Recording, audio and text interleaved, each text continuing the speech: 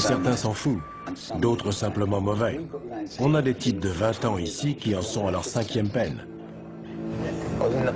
On a parlé de moi dans le journal quand j'avais 14 ans. Genre, un jeune de 14 ans terrorise le quartier. Déjà une star. Si le mec nous file pas la thune, on le torture d'abord. Genre un coup de marteau dans la tête ou on lui brûle les orteils au chalumeau. Après, s'il a vu notre visage, on est obligé de le tuer. Ils n'ont pas bien conscience des règles. On leur dit non et ils se retournent en disant « je vais t'éclater ». Vous allez faire quoi? Vous allez faire quoi? Tout peut arriver. On peut être là en train de parler à un détenu et la seconde d'après, il y en a un qui se prend une queue de billard dans la tête. Hein? Vous allez faire quoi? Bienvenue en enfer. Mettez-le à terre! La prison d'Aylesbury, dans le Buckinghamshire, abrite les criminels parmi les plus dangereux de Grande-Bretagne. Ouf ça. On y croise des meurtriers, des violeurs, des malfrats et des pédophiles. Le plus effrayant, c'est que les plus âgés d'entre eux ont tout juste 21 ans. Un détenu sur 5 purge ici une peine à perpétuité ou d'une durée indéterminée pour protéger la société compte tenu de la gravité de leurs crimes. Pour garder le contrôle de la situation, les surveillants doivent faire preuve d'une vigilance permanente. Les chaussures? Mais ils doivent également aider ces jeunes à reconstruire leur vie brisée. Ils ne sont pas faciles à gérer. La plupart purgent de longues peines pour des crimes assez sérieux. Il faut tout reprendre à zéro. C'est difficile. On leur a appris qu'ils pouvaient faire tout ce qu'ils voulaient. Après s'être attirés des ennuis et s'être retrouvés devant la justice, ils atterrissent ici et on essaie de corriger ce que leur famille ou leurs amis leur ont enseigné. Certains nous poseront toujours des problèmes.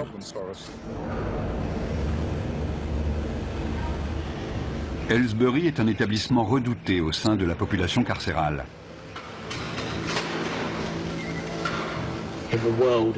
Chez les détenus, la légende veut que Aylesbury soit la pire prison du monde. Quand vous arrivez, vous êtes accueilli par 5 matons baraqués, armés de matraques, et on vous assomme à la descente du bus. Ceux qui arrivent ont peur parce qu'on leur a dit qu'il y avait des problèmes de gang, des bagarres tous les jours, 4 à 7 par jour. Mais depuis un an, ça s'est un peu calmé. En revanche, quand un incident éclate, c'est généralement très sérieux. Ils utilisent des armes, des queues de billard, des armes artisanales, dans la gorge, dans la poitrine, sur le front. Il n'y a pas de règle. Et c'est rarement 1 contre 1. C'est plutôt 6 contre 1. Si le personnel n'intervenait pas, il pourrait y avoir des morts. Caspian Hogg est le dernier arrivé. Il a 18 ans. Après avoir été incarcéré dans un établissement pour mineurs, il a été envoyé ici en raison de problèmes disciplinaires. Asseyez-vous ici. Combien de fois avez-vous été incarcéré? 4 ou 5 fois. Ok. Quelle peine cette fois? 4 ans. 4 ans, d'accord. Avez-vous déjà pris de la drogue, de l'alcool ou autre produit assimilé? Ouais. Ok. Quoi précisément? Juste de la coke, du cannabis. Juste de la coke? Ouais. D'accord. Vous serez suivi par mademoiselle Morgan. Il y a des gangs dans votre quartier? Ouais. Vous faites partie de quel gang? Stratford Langside. D'accord. Vous avez des gangs rivaux? Ouais, les Farafield FMD. FMD? Ouais. Qu'est-ce qui vous oppose? C'est juste un gang rival avec qui on se frite en prison. En prison? Ouais, en prison. Donc c'est un gang de prison. Ouais. On est coincé toute la journée dans une cellule. On n'a rien à faire. Donc quand une baston éclate, c'est génial. Ça fait de l'animation. Ça fait passer la journée plus vite quand il se passe un truc. Dans le feu de l'action, on se bat pour survivre. Tu les défonces, ou alors c'est toi qui te fais défoncer. Moi, je me lâche. Si t'y restes, t'y restes. C'est comme ça.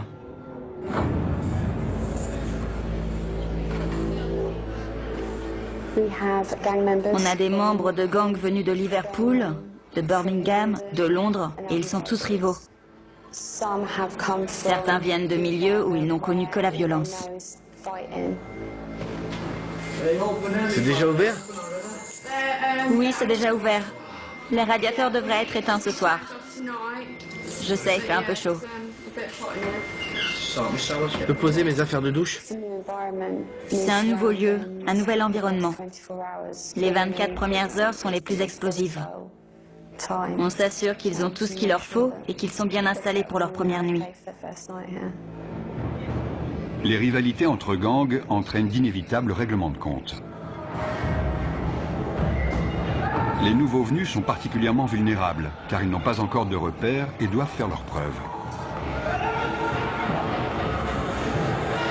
Dès qu'un incident survient, une alarme est déclenchée. Pour éviter que la situation dégénère, les agents de sécurité interviennent rapidement. Vous êtes blessé? Non, non. Non? C'était quoi le problème? Rien. Allez! Non, non. C'était sûrement pas pour rien. Non. Ils sont juste venus là, vous frapper pour rien. Je sais ce qui s'est passé. C'est le nouveau qui vient d'arriver. Il s'est déjà battu la semaine dernière. C'était les représailles. Les deux se battaient. Les deux se sont donné des coups à la tête. Ils se disaient bonjour. Vous, ça va? Oui, ça va. J'ai pris un coup dans le sein. Et si ça se trouve, c'était son coude à lui.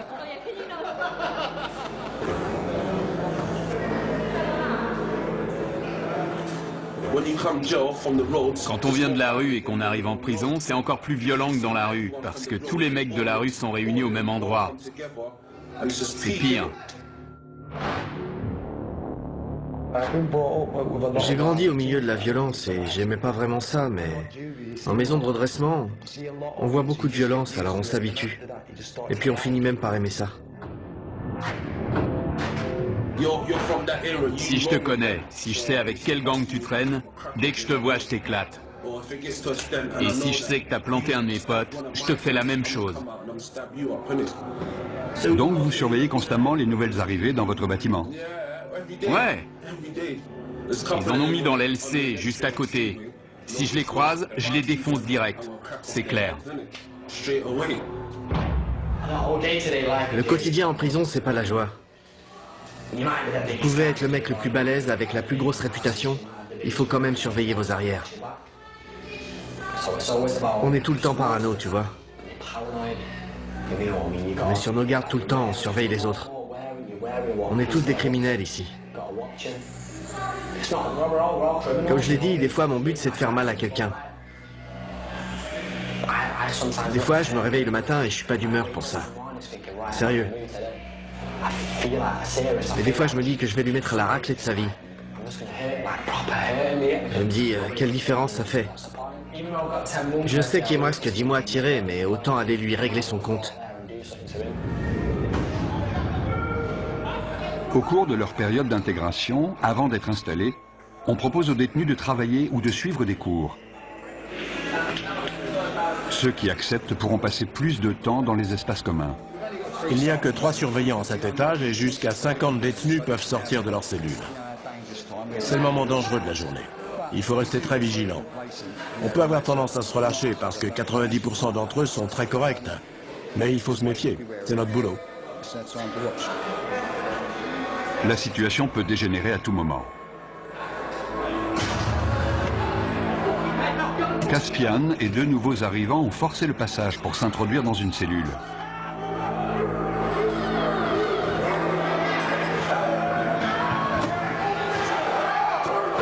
Ils sont armés, ils sont 4.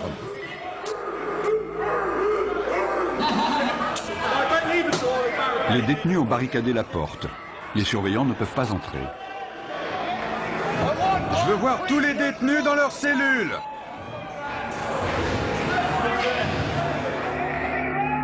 Le directeur de la prison est informé que 3 nouveaux arrivants ont pris un détenu en otage dans l'aile C.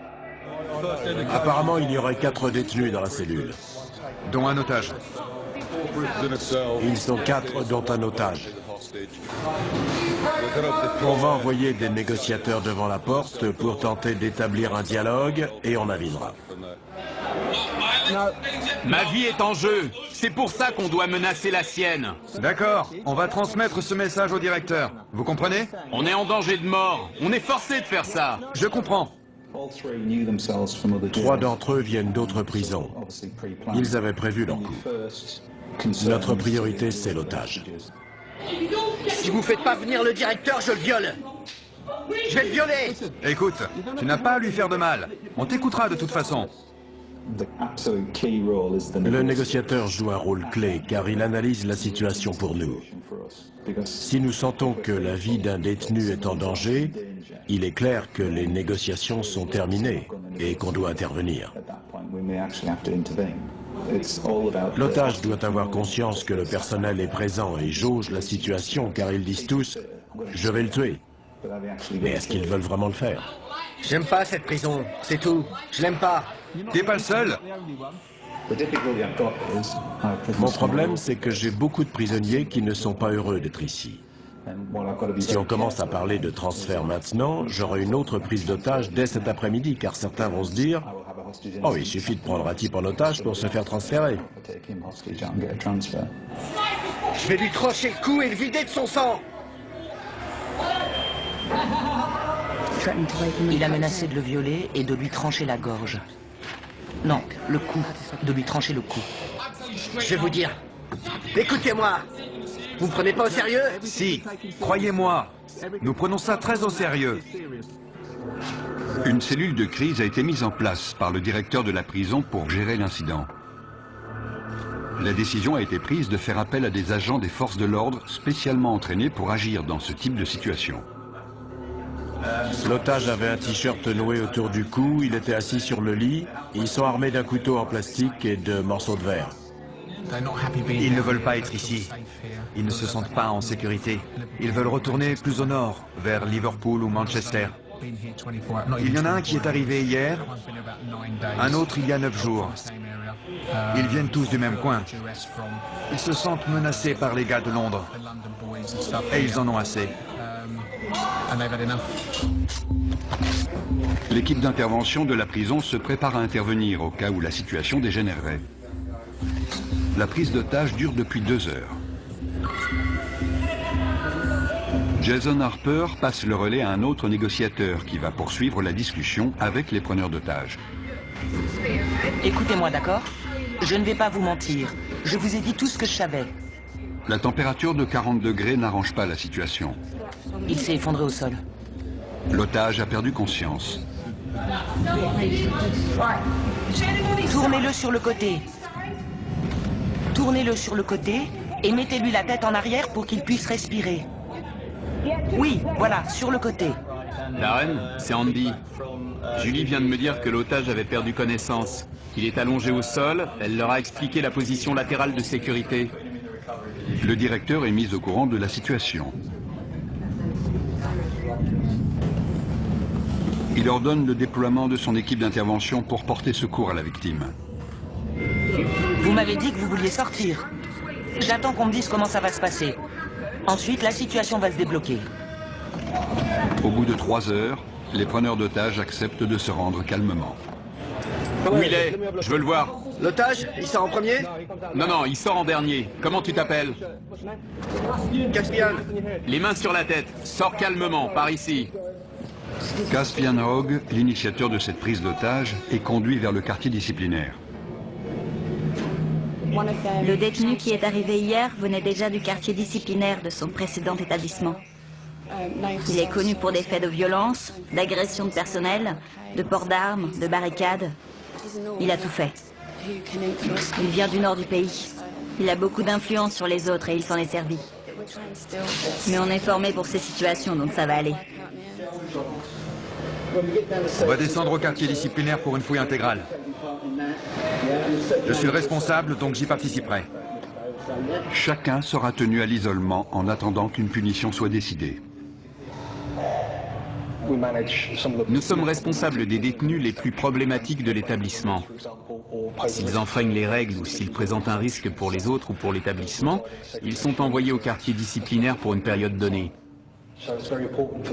Notre priorité, c'est de calmer les prisonniers énervés et de leur faire entendre raison. Il faut aussi qu'on soit attentif à tout comportement potentiellement violent. Hé, Caspin! T'as réussi! J'y suis presque, mon pote!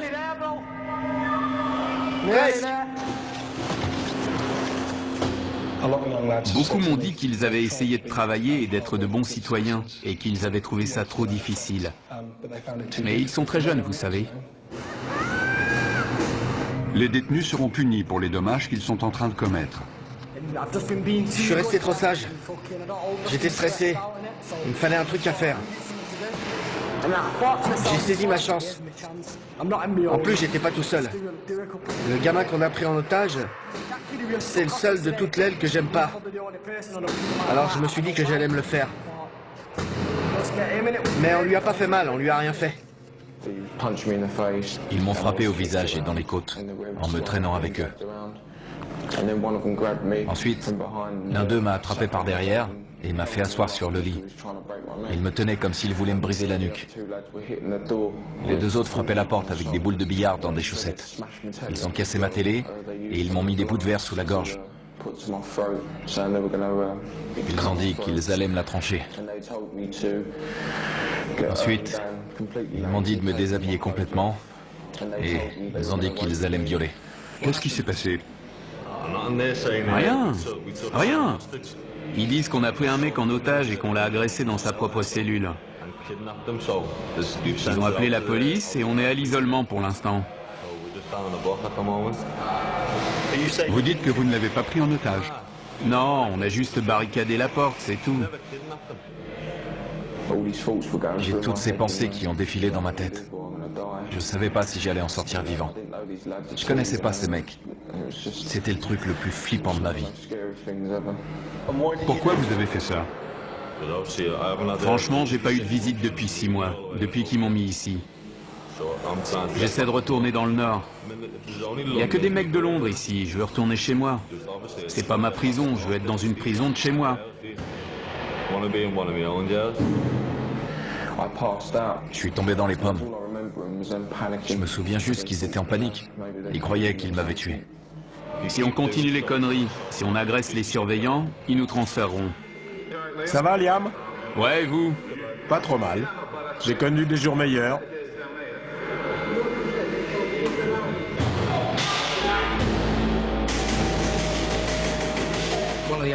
Un des détenus a inondé sa cellule. Il est armé. Il a cassé le manche de son balai.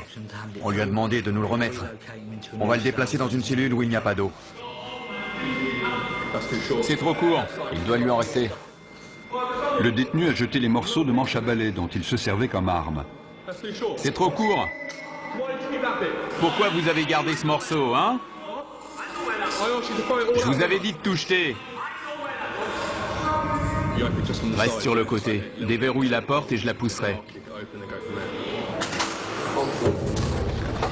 Reculez vers nous. Doucement.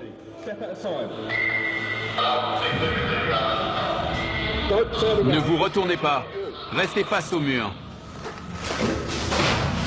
Le détenu n'a pas obéi et s'est retourné. À partir du moment où on ouvre la porte, les négociations sont terminées. Soit il se rend, soit on intervient. Arrêtez de bouger. Si vous faites pas ce que je vous dis, on devra de nouveau vous immobiliser. C'est compris? Ouais. Super, allez, debout. Tu lui maintiens la tête pendant qu'on le lève. Vous avez entendu? On tourne. On utilise la force que quand c'est nécessaire et de manière proportionnée, mais ça fait forcément mal. Fouille intégrale. Il va maintenant être fouillé intégralement au cas où il aurait dissimulé une arme.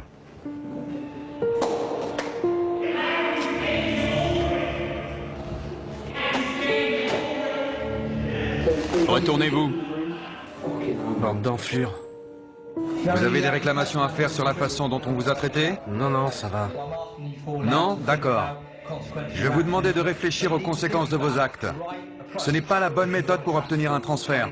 Maintenant, je veux que vous alliez vous coucher. Clé. Nous devons les garder dans le quartier disciplinaire pendant un certain temps. Sinon, les autres vont se dire qu'ils peuvent prendre des otages quand ils veulent pour obtenir un transfert. Des détenus de confiance nettoient les dégâts causés par les preneurs d'otages. J'ai choisi la voie la plus facile. J'essaye de rendre cette peine la moins désagréable possible. On a le choix. Si tu fais le con, tu te retrouves à l'isolement tout seul sans télé, ça craint. Les détenus exemplaires participent au fonctionnement de la prison, ce qui leur permet de passer plus de temps en dehors de leur cellule. Josh est responsable de la lessive dans le quartier disciplinaire. Ça pue. Dans le quartier disciplinaire, Caspian se plaint d'entendre des voix dans sa tête et demande une aide psychologique.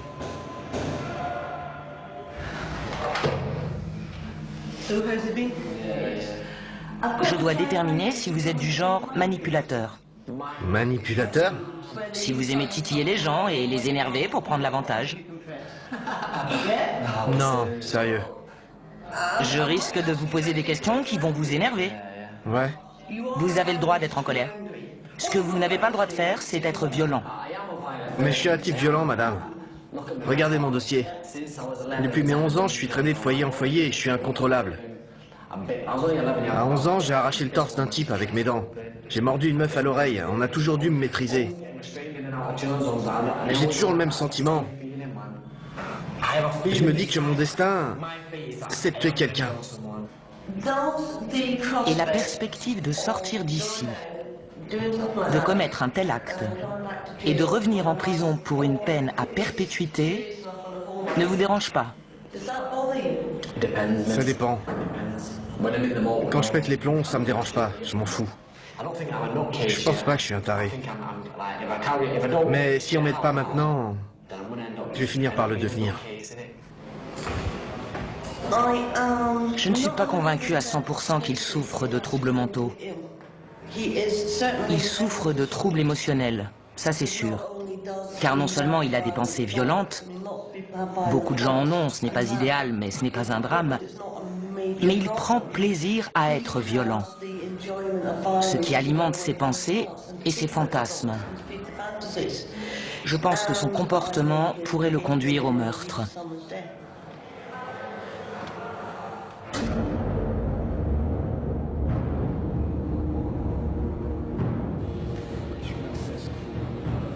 Liam Brennan, l'un des 3 preneurs d'otages présumés, a demandé un rendez-vous avec son avocat pour préparer sa défense.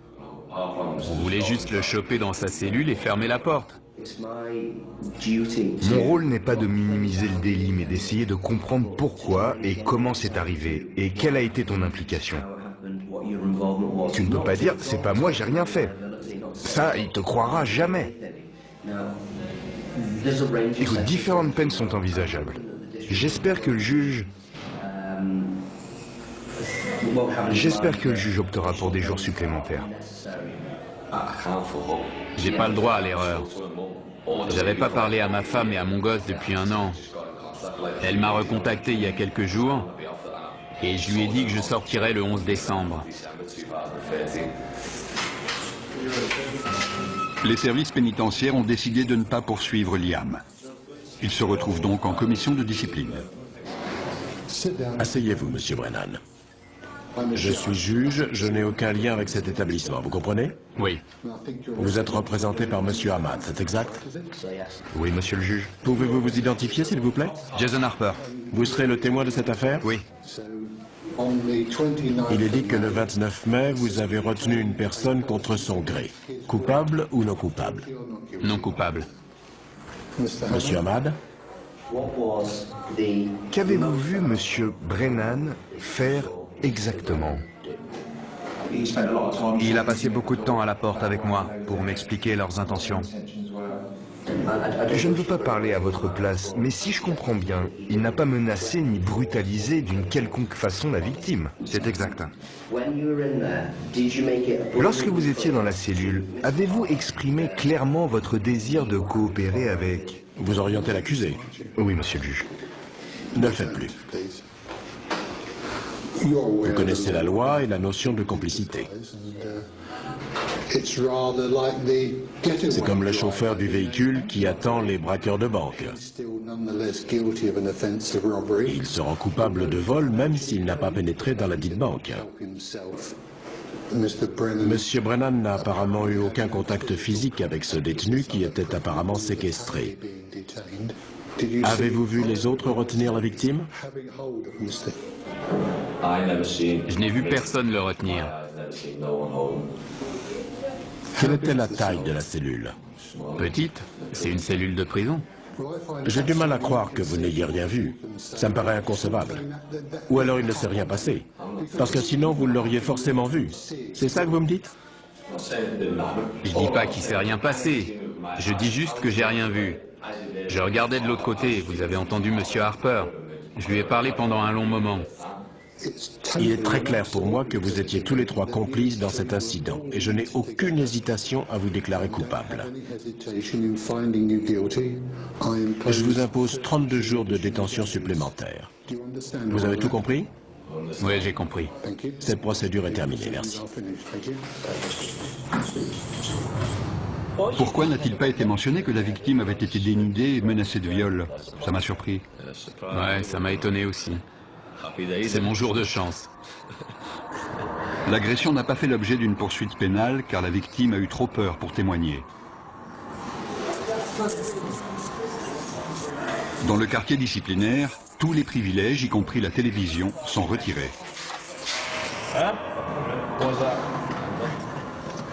Brennan refuse de retourner dans sa cellule, à moins qu'on lui apporte une télévision pour qu'il puisse suivre le match de foot Angleterre-Ukraine. Je ne vous entends pas. Vous savez quoi? Quoi? Je suis coincé ici 2 semaines sans télé, donc je m'en fous de m'attirer des ennuis. Liam, je ne veux pas que vous restiez ici plus longtemps que nécessaire, car vous êtes quelqu'un de bien. C'est vrai? Je peux vous proposer des activités, de la peinture, ou alors vous pouvez demander des cours. Moi? Demander des cours? J'ai pas suivi de cours depuis mes 11 ans, demander des cours? J'ai pas envie de me pendre. Michel Morris parvient enfin à convaincre Brennan de rejoindre sa cellule. Pour sa participation à la prise d'otage, Caspian est condamné à 38 jours de détention supplémentaire. Caspian, c'est votre dernière chance d'obtempérer. J'ai dit non. Les surveillants tentent de le raisonner, mais il refuse de retourner dans sa cellule.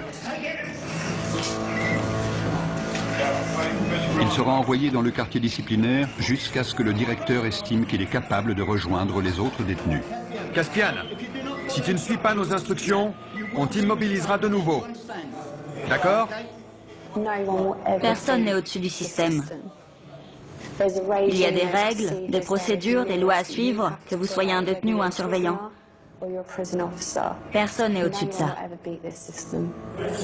Debout. Debout. Caspian, par ici. Il n'y a qu'à l'extérieur qu'on peut considérer ces jeunes de 18 ans comme des adultes. Beaucoup n'ont pas la maturité d'un adulte. Ils sont très influençables et peuvent s'attirer des ennuis. Entre là-dedans. Je vais demander à l'infirmière de venir te voir.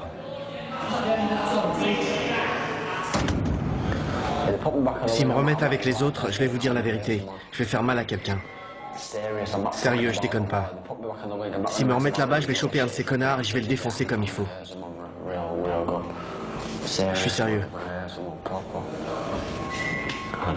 J'ai l'impression d'avoir une double personnalité.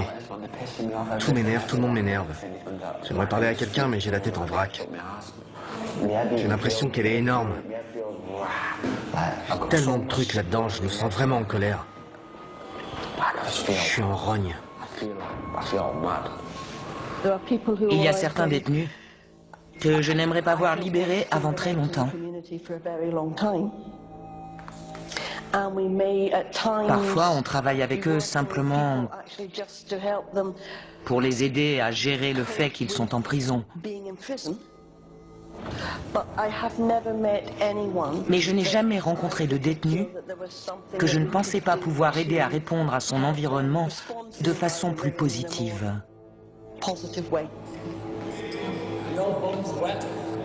L'état mental de Caspian Hogg continue d'être surveillé.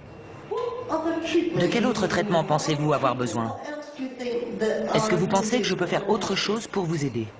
Non, rien. Il n'y a rien d'autre que vous puissiez faire. Pensez-vous que vous avez besoin d'apprendre à contrôler vos émotions? Non, je crois pas.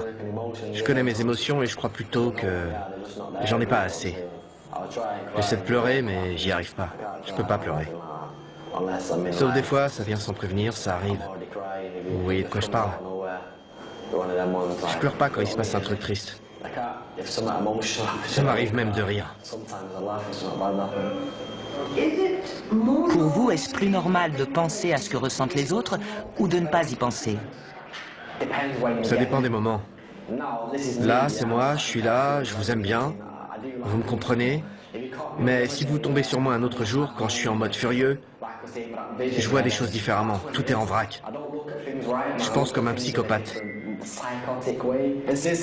Quand j'étais gosse, j'ai jamais voulu devenir policier ou ce genre de truc. Déjà, quand j'avais 8 ou 9 ans, j'ai toujours voulu tuer des gens. Mon père s'est fait assassiner quand j'avais 6 ans. C'est un truc de dingue, quoi. Depuis, c'est ce brouillard. C'est le bordel dans ma tête. Jeudi, je vous ai pris rendez-vous avec un psychiatre. Cool. Je ne sais pas à quelle heure ce sera. Ok. Il vous prescrira peut-être des médicaments. Je serais content s'il m'en donne. Mais s'il m'en donne pas, je serai en rogne. Ça vous mettra en colère? Ouais, carrément. Je suis convaincu qu'on ne naît pas bon ou mauvais. On apprend de notre environnement comment réagir au monde qui nous entoure. Et certains apprennent que la meilleure façon de réagir à ce monde, c'est par l'agression ou la violence. Super papa, tu sais comment je t'aime? Et quand tu l'ouvres, c'est marqué gros comme ça. Le père de Caspian a été assassiné quand il avait 6 ans. Il est donc très conscient de son rôle de parent. Je veux pas que mon fils grandisse dans les mêmes conditions que moi. J'avais 14 ans quand je l'ai eu, mais j'ai vieilli. À l'époque, j'avais pas toute ma tête. Je faisais que fumer de l'herbe, voler, j'étais débile. J'étais un gamin, donc je faisais des trucs de gamin. Maintenant, j'ai mûri. Il faut que je prenne mes responsabilités pour mon fils. Je veux qu'il aille à l'école pour qu'il soit intelligent. Je veux pas qu'il finisse comme moi dans la rue ou en prison. Qu'il soit obligé de commettre des crimes.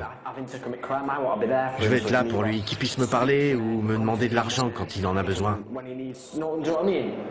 Je vais être un père pour lui, c'est tout. Il faut que je sois un bon père. C'est con de jamais le voir, c'est vrai. C'est horrible. Il faut tenir le coup et pas lâcher l'affaire. Je peux lui parler de temps en temps, c'est déjà ça. Devon avait 15 ans quand son fils est né. À l'époque, je voulais pas de gosse, tu vois. Mais c'est arrivé comme ça. Elle m'en parlait tout le temps.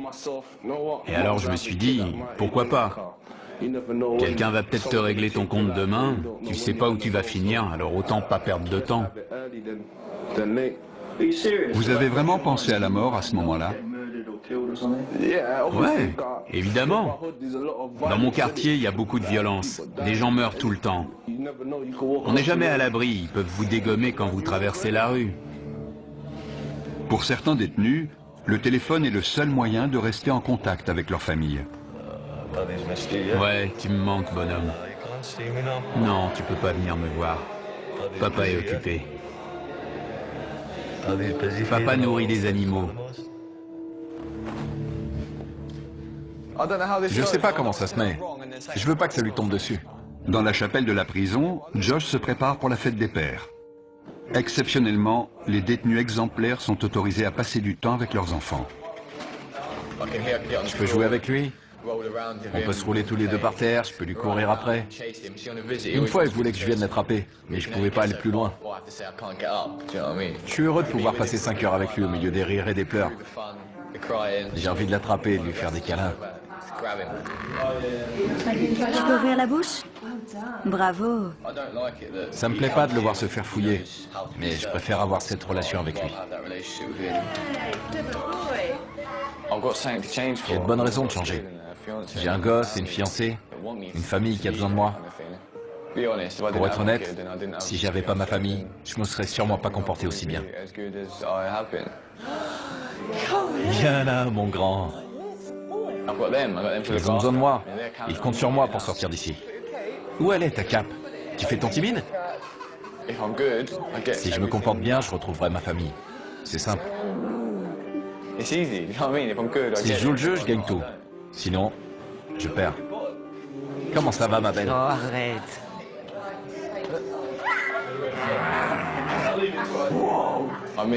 J'ai manqué ses premiers pas, ses premiers mots. La première fois qu'il a tapé dans un ballon, je ne l'ai jamais emmené au parc. Je ne l'ai jamais réveillé de sa sieste. Maintenant, il va sur les toilettes, il me dit qu'il est grand. C'est toutes ces petites choses. J'ai tout manqué. Je veux être là pour le border le soir, pour me réveiller avec lui. La nuit, il vient dormir avec sa maman. Je veux être là quand il fait ça.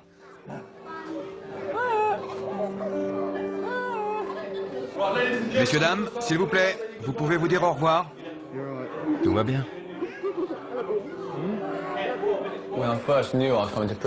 Quand j'ai su que j'allais en prison, je pensais qu'elle allait m'oublier.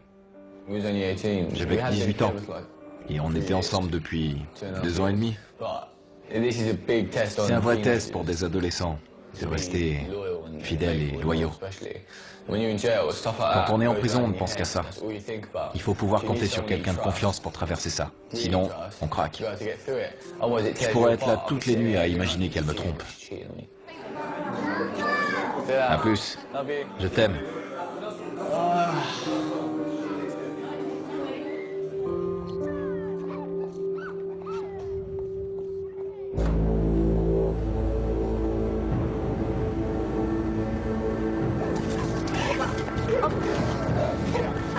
Des chiens de détection arrivent à Aylesbury pour y rechercher de la drogue ou des objets de contrebande. Il y a beaucoup de dealers en prison, et ça ne risque pas de s'arrêter. Il y a de l'argent à se faire. Les téléphones portables sont aussi un problème sérieux. C'est pour ça que les chiens sont capables de les trouver.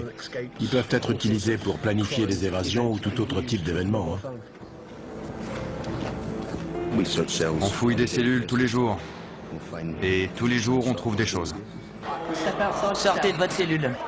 Quand ils voient les chiens, certains se précipitent pour cacher leur matériel.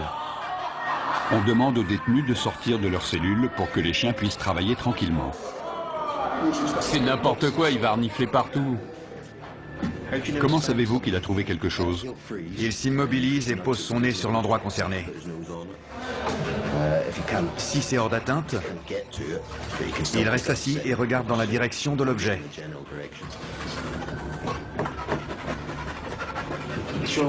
Il a l'air très intéressé par la fenêtre. Je vérifie s'il n'y a rien à l'extérieur. Il a peut-être senti une odeur de joint qui venait de la rue. Il reste concentré sur la zone autour de la fenêtre et du lit. J'étais en train de pioncer et ils amènent un chien dans ma cellule pour renifler partout. C'est n'importe quoi. Notre équipe fouille la cellule pour essayer de trouver ce que le chien a senti.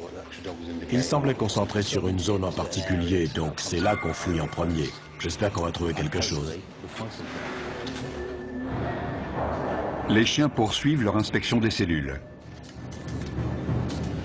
Ça sent dès qu'on ouvre. Il a fumé dans sa cellule, c'est sûr. Le chien va nous dire si la drogue est encore là. Oui, ça sent. Il y a de la drogue et des téléphones partout dans la prison. Avant, tout le monde planquait ça dans le meuble de l'évier en retirant les vis avec un coupe-ongle ou un truc dans le genre. Je vous en dirai pas plus. Avec un téléphone, on peut appeler qui on veut, envoyer des textos, parler à sa chérie le soir, vous voyez ce que je veux dire. On peut dire ce qu'on veut, gérer ses affaires, son fric, tout ça. Vous avez déjà eu un téléphone ici? Ouais, mais c'est trop de pression. On devient parano. Ils finiront toujours par le trouver. La première fois, on est là, ouais, ils le trouveront jamais.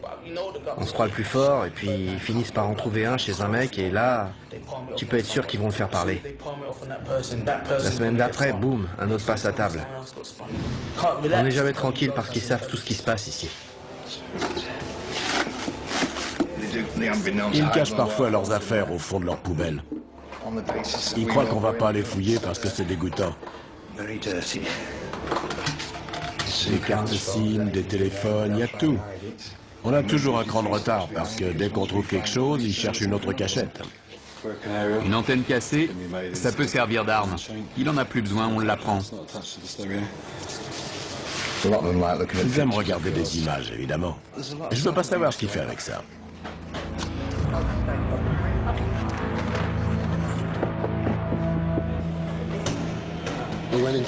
Dans une cellule, on a trouvé un téléphone avec un chargeur. Donc, nos équipes vont l'inspecter une deuxième fois. On a trouvé des petites choses, mais le plus important, c'est de montrer qu'on est vigilant et qu'on peut lancer ce genre d'opération quand ça nous chante. C'est intéressant d'observer leurs réactions. Certains détenus n'étaient clairement pas rassurés à l'idée qu'un chien allait inspecter leur cellule. 5 semaines après avoir pris en otage un codétenu, Liam Brenham retrouve son ancienne cellule. Mate mes affaires, elles sont trempées. C'est pas grave, il y a tout, non? C'est une photo de mon fils, ça. C'est pas normal, non? Qu'est-ce qui se passe? C'est quoi le problème? C'est lui le problème. Si ça te pose un problème que j'ai pris l'autre en otage, je suis là, je t'attends. Sinon, casse-toi. Liam, Vous trouvez ça normal? La photo est trempée, mes chaussettes aussi. Et il me dit que c'est pas grave. arrêtez de crier, d'accord? N'empirez pas la situation. La cellule a dû être fouillée. C'est ça la fouille. Sérieux. C'était collé à la base. Écoutez, le lendemain, on a mis un cadenas sur votre porte. Vous l'avez vu? On n'a pas ouvert cette cellule depuis 5 semaines. Et alors, c'est ma faute peut-être? Je n'étais pas là. Je ne sais pas comment ça s'est passé. Mais est-ce que ça vaut vraiment le coup de vous attirer encore des ennuis? Non. Vous ne croyez pas? Non, mais ça m'énerve qu'ils me disent ça. Oui, mais vous venez juste de revenir. Le mieux, c'est de faire profil bas. Tout ce que les surveillants de cette aile savent de vous, c'est que vous avez pris un codétenu en otage et que vous avez causé des problèmes pendant votre isolement. C'est la seule image qu'ils ont de vous, vous comprenez? Vous en avez conscience? Ouais. Ils n'arrêtent pas de dire que les surveillants leur manquent de respect. Mais ce sont eux qui sont grossiers avec nous, qui nous manquent de respect et qui voudraient qu'on prenne des pincettes avec eux. Comme s'ils étaient des gosses à qui on devait apprendre les règles de la prison. Ils ont entre 18 et 20 ans, ils sont censés être adultes et savoir rester respectueux. Un bon comportement peut permettre aux détenus d'être transférés plus près de leur domicile. Quand j'ai Tasha au téléphone, j'entends les mouettes derrière elle. Quand je serai transféré, elle sera tout près de moi. On partagera le même ciel, on sera au même endroit, on entendra les mêmes choses. C'est comme si je rentrais déjà chez moi. Josh va purger le reste de sa peine à proximité des siens. Soucieux de contrôler ses pulsions violentes et de rentrer chez lui, Caspian a accepté de prendre des antipsychotiques. Ça calme ce qui se passe dans ma tête. Et ça marche? Ouais, dans un sens. Mais c'est pas génial. Je me réveille le matin, il y a des taches de baffe sur le drap. J'ai même pas d'oreiller, j'ai carrément oublié. Est-ce que vous vous sentez mieux? Est-ce que ça a calmé vos pensées? Ouais, les pensées ont disparu, mais le problème, c'est l'état dans lequel ça vous met. J'aime bien être un peu défoncé, mais là, j'ai l'impression d'être un zombie, tu vois. Genre, un taré sous médoc. Le mec complètement à la masse. C'est pas bon, ça. Les fantasmes, les pensées violentes, les désirs de meurtre et de notoriété liés à ces meurtres ont grandement diminué. Il a même expliqué qu'il avait parfois la tête vide. J'aimerais maintenant travailler avec lui pour qu'il essaie de comprendre ce qui se passait dans sa tête et qu'il sache où demander de l'aide si ses pensées venaient à ressurgir.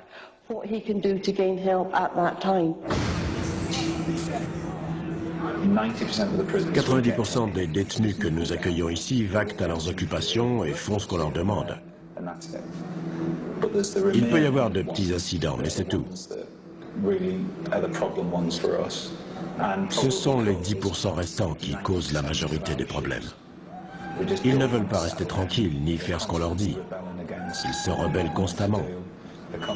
Ils essaient de créer le désordre pour saper notre travail.